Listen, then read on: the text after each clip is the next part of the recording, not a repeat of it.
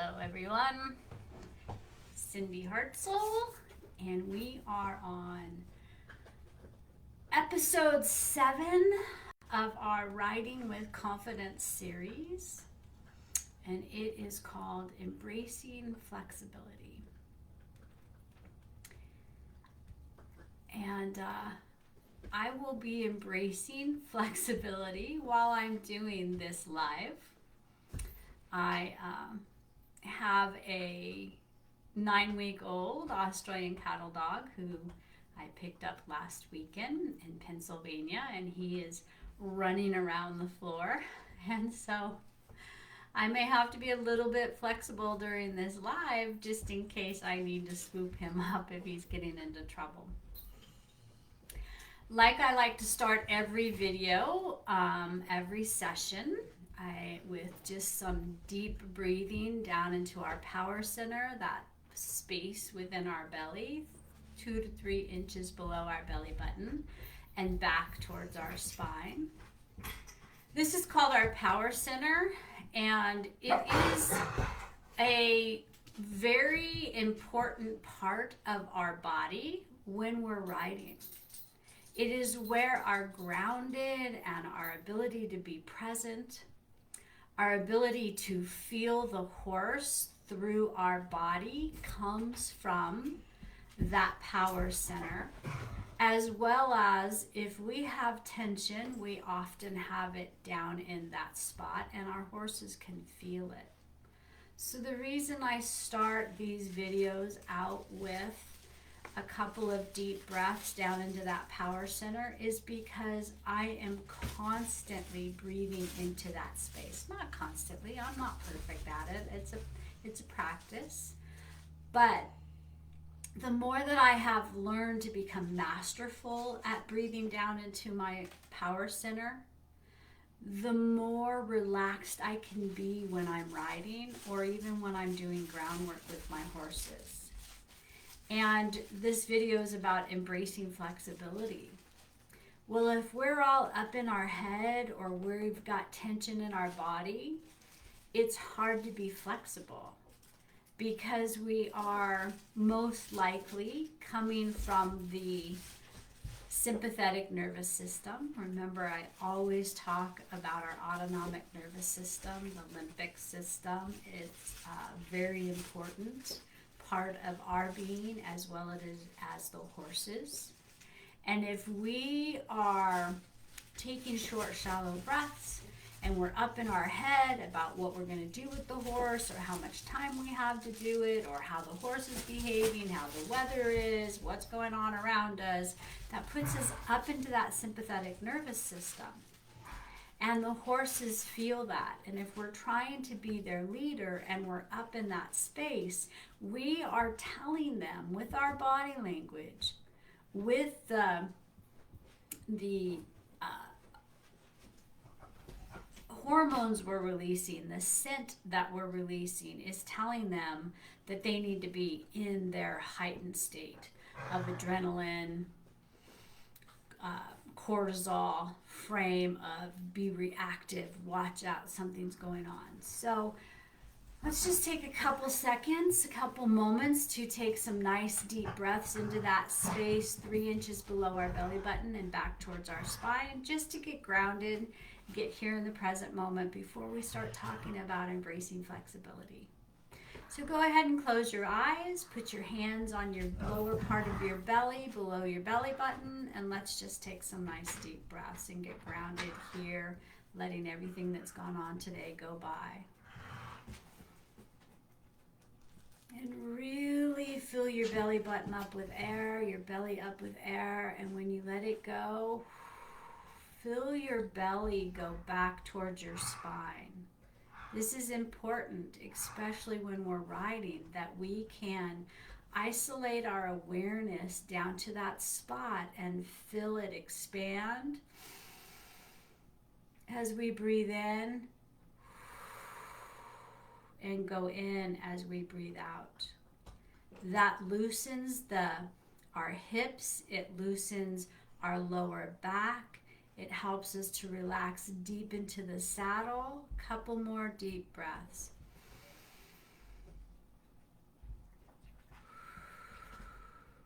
On this last breath, notice when you breathe in and fill your belly up with air, you rise up in your seat. And notice that when you blow out all that air, you settle deeper into your seat. Ready?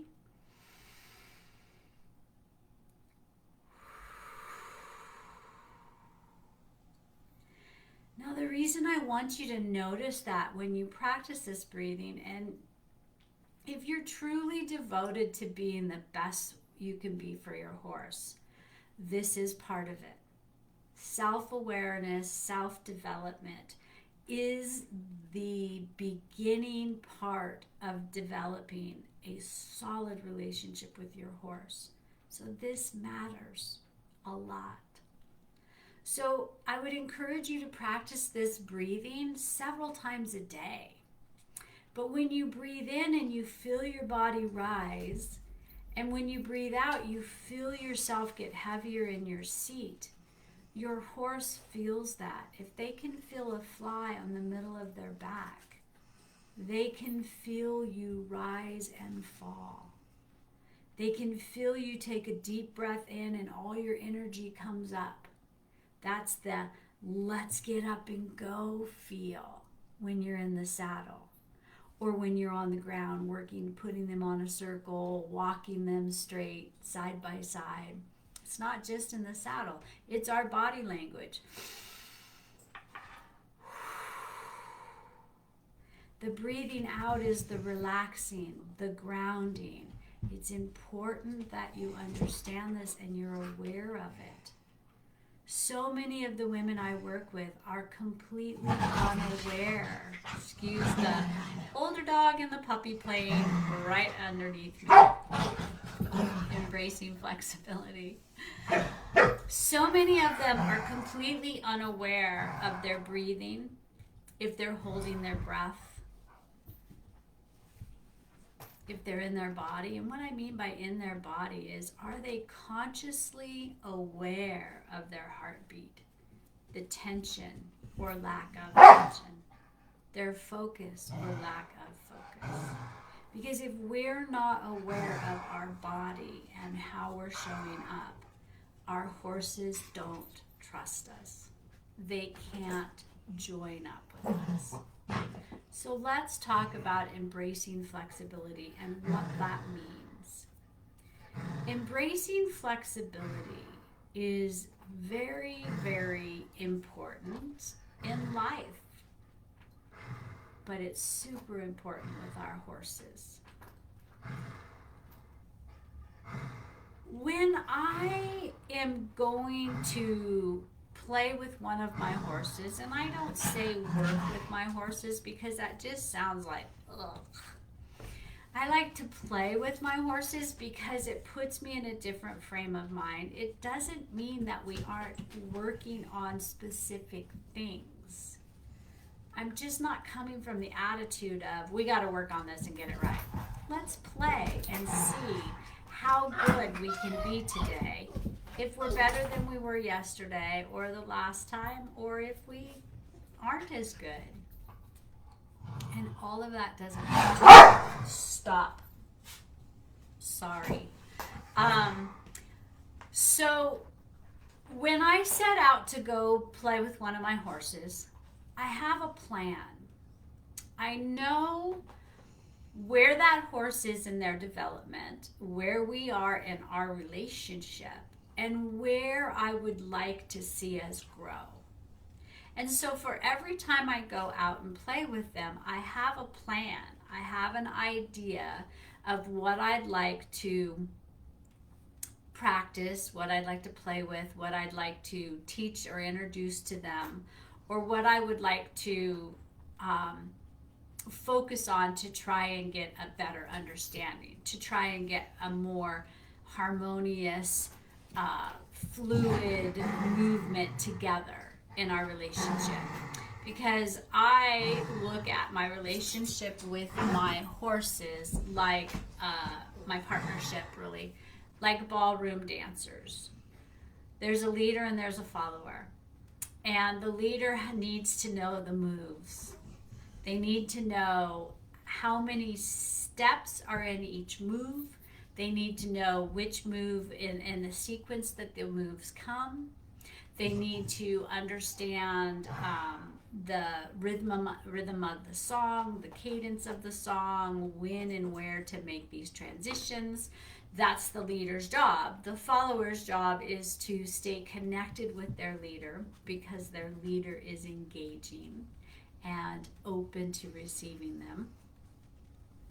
And they follow. Now, what makes a really good partnership is if for some reason the leader might lose their focus or their timing or their balance, the partner, the follower, can kick in and fill in the gaps until that leader finds the rhythm again. It happens with dancers, and it happens with horse and human partnerships. So I am always focused on what is it that we're trying to play with today? What is it that I want to teach them? What did we struggle with last time that I'd like to figure out how to back it up and reintroduce the steps to what we're trying to do? And what did we do really well, and can we play with that and get it even more harmonious? So I go out there with the plan, and I don't know how my horse is feeling that day. I don't know if they're excited and engaging and ready to play, if they're feeling a little feisty, if they're feeling a little blah. So when I go out there, I have my plan, but I'm also working with a living, breathing individual who has feelings. And so when I pick them up and we start on the ground, it starts with the minute that I call them from their pasture and I'm haltering them. I am observing and feeling into my horse. How are they today? Are they happy to see me? Are they a little dull? Are they a little agitated? And I take all that into consideration. And say that there's a storm coming in and they feel the change in the barometric system and they're a little edgy. So I will go, we may not get as much done today as I had hoped we could do. So I bring them up to the training area and I'm grooming them, and the whole time I'm observing them, I'm checking in with them. I'm asking them to do things like move your hip, move backwards. I have started the conversation the minute I stepped into their pen. And they are engaging with me. It may not be on the level of partnership that I was hoping for, but no, regardless, they are communicating. They are letting me know how they're feeling. And so once I get them groomed up, then I will play with them on the ground. And the reason I play with them on the ground is, again, checking in with them, checking in with myself. Am I in that power center in my belly? Am I in my head like, oh God, I wanted to get so much done today and they're not with me? Or, yes, we are right on. We are so tuned into each other. We could probably even do more than I was expecting. Or am I staying in that vertical core you hear me talk about, where I am like my grounding rod and going, yes, this is going to be a good day. Or, oof, they're not as with me as I'd like them to be. So, embracing flexibility. I'm going to pick out some of the things that I know they can do really, really well. And we're going to do those first. Even though I might have wanted to just warm up, putting them through the circles and some sideways and some backing up and changing directions, and then get into teaching them something new. I'm seeing that the horse that I'm meeting today is not in that place where we're going to have a successful experience if I try to teach them something new today. And one of the things that I always put in the front of everything I do with horses is, how can I set them up for success? How can I make them feel like a winner? Embracing flexibility is one of the ways to do that. So if I'm playing with a horse that's right on the mark today, we're going to do the things we always do to warm up, and then I'm going to introduce something new to them and see how they receive it. And if they're struggling with it, I may have had 6 or 7 other things that I wanted to do in that session, but I started with this new thing. And so I'm going to work with that new thing until they show me that they're picking it up, that they're beginning to understand it. And I have the expectation that it's going to look like this.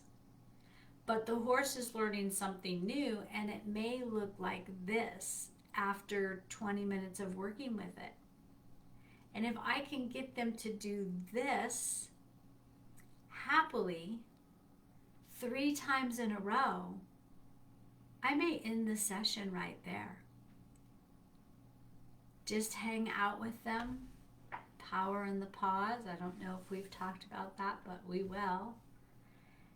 And let them process what they had learned. And then groom them. We may go graze and call it a day.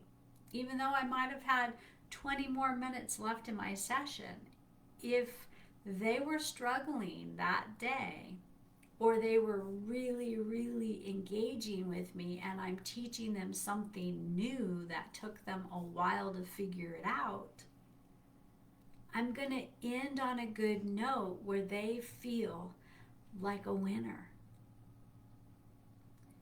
So I will have a plan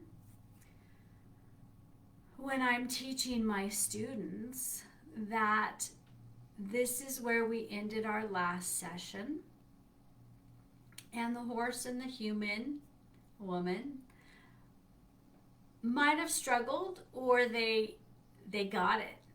You know, it's something we'd been working on for a while and they got it. And so this next session, we're going to revisit that. We're first going to tune in with each other, the horse and the human, and make sure that they're communicating and they're both grounded and present. I'm going to walk my women through their breathing, getting in that vertical core, into that power center, because that's where the horse is going to greet you and meet you and connect with you.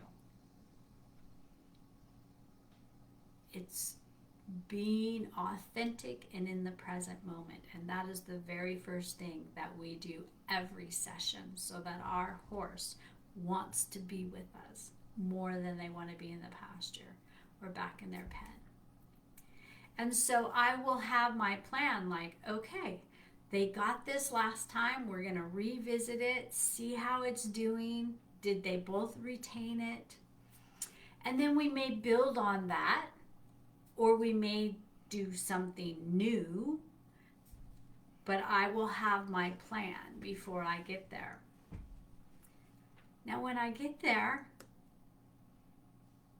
my student may have had a really bad day, may not be feeling good, maybe feeling a little down on themselves. Their horse may have just been vaccinated, or who knows what happened during the night at the barn, but the horse is not happy.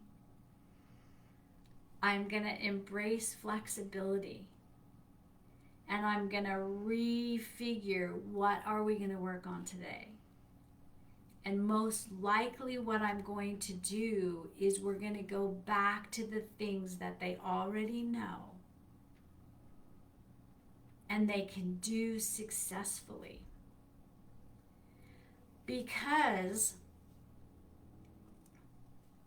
there are really only so much fundamentals and basics that we do with horses. But the degree in which we are masterful and the horse is masterful at doing them makes the difference between a beginner, a very advanced person, and a horseman who's teaching these things to others. So, it's the level of mastery in which you're doing the basics with your horse that makes the difference between whether you're a beginner or a master horseman. So when I had this big plans, or we're going to do this, and I'm going to teach them this new thing, and they're going to, be so excited to learn it. And I get there and they're not in that frame of mind. I'm going to back up. I'm going to regroup. I'm going to remember the things that they're really good at, or the things they know and we can play with, and they can connect and learn how to be flexible, how to get into our power center and get grounded and present so that the horse is connecting with them and achieve things that strengthen the bond and the relationship and the communication and the trust and the connection. Because really, that's what a relationship is all about. And in order to have a powerful partnership with the horse, you have to have a solid relationship. And so that requires being flexible. When we can learn to embrace flexibility, have a plan. We all have our plan. We all have our day figured out before we get up or before we go to bed the night before. But the difference between having a good day and having a really shitty day, whether it's with your horse or any other area in your life, is the ability to embrace flexibility, because things don't always go as planned.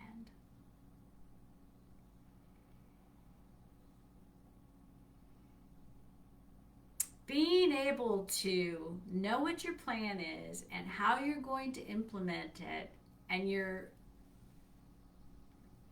I was going to say, and it involves a group of people, or it involves a group of horses, or it involves your horse, or even yourself. Things don't always go as planned, and if you are super rigid, maybe a little controlling, it's hard to embrace flexibility. It's hard to go, all right, I had this plan today, but this and this happened. And now I have to change my plans. And I have to kind of prioritize a little bit. Like, I had 8 things I wanted to do today with this horse, or I had 8 things I wanted to get done today, and being with my horse was one of them. And everything's gone south. Everything I touch goes wrong. What do I have to get done today? I know what I want to get done today, but what do I have to get done today? And then going to, all right, we're going to get as much of those things that really have to be done today done. And if I have time at the end of the day, I'm going to spend some time with my horse. And it may just be going out and grooming and breathing and connecting my heart to their heart, and letting their ability to be grounded and present help me to be grounded and present. And know that whatever didn't get done, it's not going to be the end of the world, and I will get to it tomorrow. And maybe I won't get to it tomorrow. Maybe I'm going to put it down the list for 2 days from now. Embracing flexibility is such a key component to having a good day versus a bad day. You know? We tend to make a big deal out of things that don't really have to be a big deal. There's a book out there that was written years ago called Don't Sweat the Small Stuff, and Everything is Small Stuff. There is so much value to that, especially when it comes to horses. Horses do not have the same agenda as we do. They don't even give a shit about our agenda. Why do we have a horse? I have horses because they course through my veins, they run through my veins, but they bring me so much joy. And they help me be better. All the way around, they help me be better. They make time stand still. All those big things I worry about seem so insignificant when I'm with my horses. Why do you have a horse?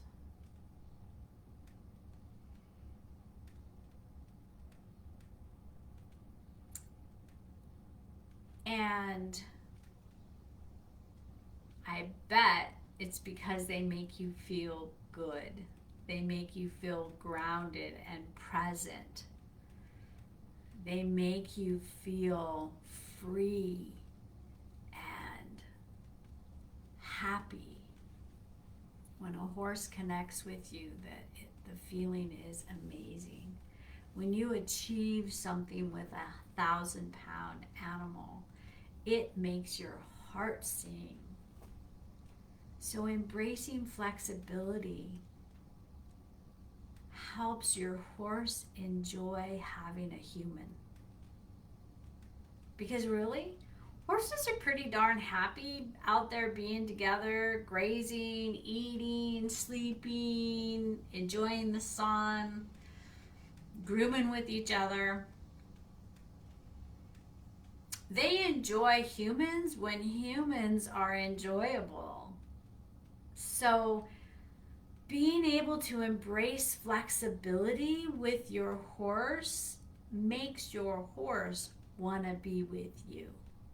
If you're rigid and get cranky when things don't go your way, or your horse doesn't understand what you're saying, what you're trying to get them to do, you think you're asking them to do X and they give you Y, and you keep asking the same way, expecting X, and they keep giving you Y. There's a disconnect. And you have to be willing to embrace the flexibility to stop what you're doing, think about how you're asking, and how can you ask differently.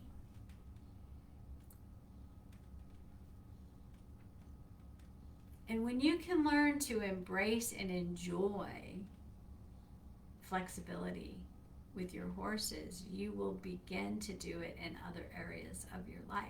And what you're going to see, I promise you, you will see more lightness, less stress,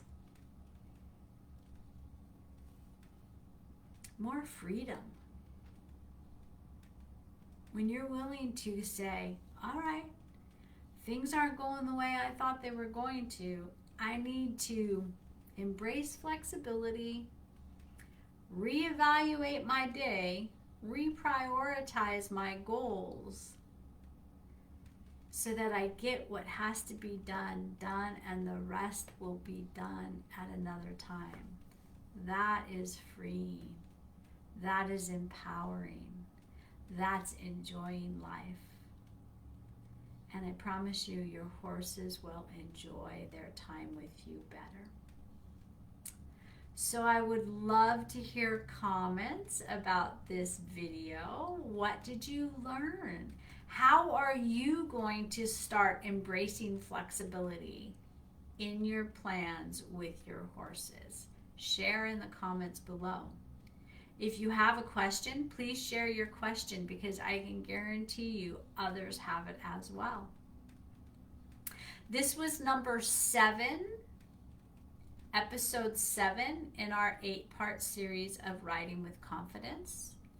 Next week is going to be building a supportive community. And that will be episode 8. And then the following week we'll start a new series. I hope that you found value in this video. Again, please share your comments, questions, thoughts with the group.